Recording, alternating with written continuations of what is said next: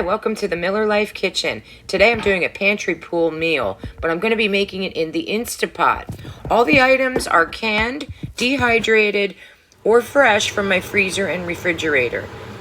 I threw this all together real quickly in about 20 minutes. Here are my dehydrated mushrooms and dehydrated peas. I did my kettle to 212, the highest setting that I can get the water hot. First, I'm going to rehydrate my mushrooms. I added about a cup of mushrooms, and then I filled up to about the 3 3/4, 4 cup line, hot water. Peas, did it to cover as well. Then I'm just going to push them down in the water and put some plates over top of them just to kind of keep that heat in there.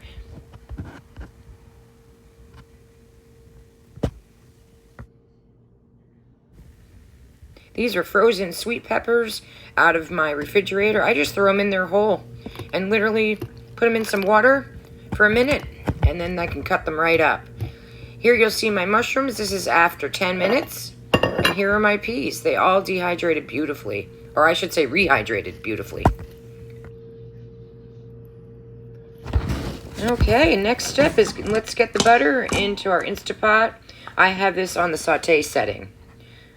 Once the butter begins to melt, I put in onions. I think this was maybe 2 smaller sized onions. I had them left over, so I just cut them all up and put them in there. Can never have too many onions in my house. Next, I have my cut up sweet peppers. We're just gonna keep this all sauteing. Now I'm gonna throw in my dehydrated mushrooms. My old staple, everything salt. Has everything. Love it.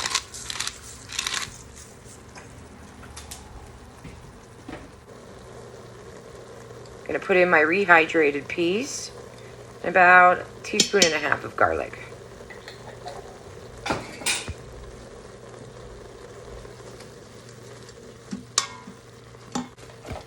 Now we're putting in a 1/4 cup of flour.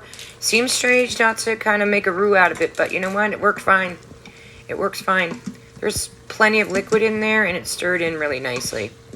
I use for broth the juice that the mushrooms had rehydrated in. If you can see that color, that's beautiful juice. Or I should say, kind of a broth. Flavor is delicious, and why waste?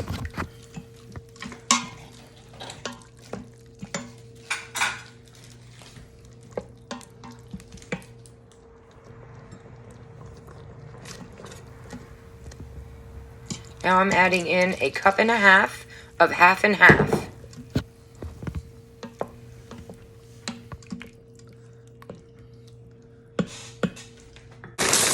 Now you're going to be adding in about 4 cups of egg noodles.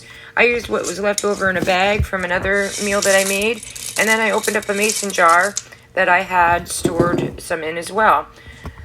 You'll see you'll put them right on the top and try to submerge them as best you can into the liquid. However, you don't want to stir them through to the bottom because you will have some sticking and you may get the burn notice.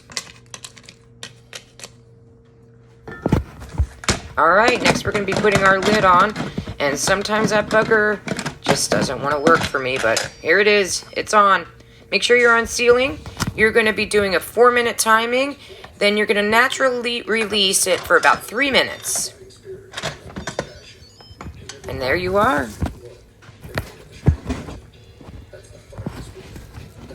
Alright, we're going to stir this through. And then next we're going to be adding our canned salmon. You can replace this with canned tuna. I used a 14-ounce can or 14-point-something-ounce can of salmon. But you basically want about 15 ounces of tuna or salmon, whichever one you'd like to put in. You could even use a canned chicken.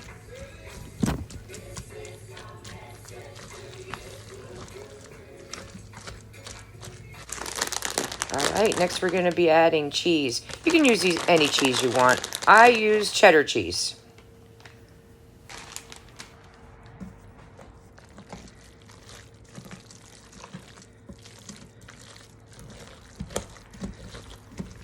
There we are. Cheese melted through quickly. I did not have to replace the lid because it was a fine shred, so it melted quickly. I added some sprinkled peas on top. Look how beautiful those peas are. Those were dehydrated. Beautiful. Tasty. I love salmon. And that's it. All from my pantry and my refrigerator and my freezer. Pantry pull. Use your items. If you like what you saw here today, please hit the thumbs up and consider subscribing. Thank you for coming to the Miller Life, and I'll see you next time.